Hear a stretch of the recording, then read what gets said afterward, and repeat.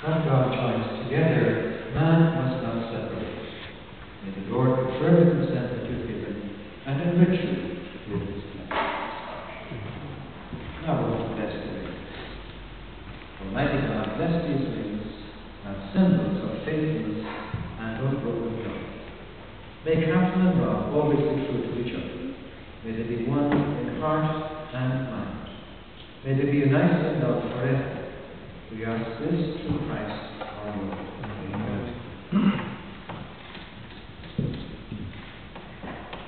And always when I'm doing a wedding, have a good look at the rings. And I recognize these rings. They're really very beautiful.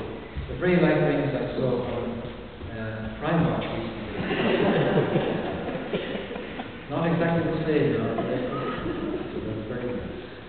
Now, will you take Catherine's?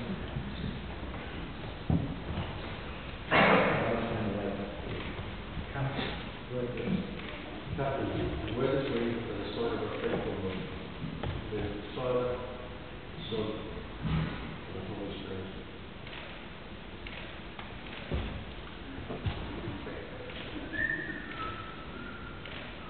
Yes. Yes.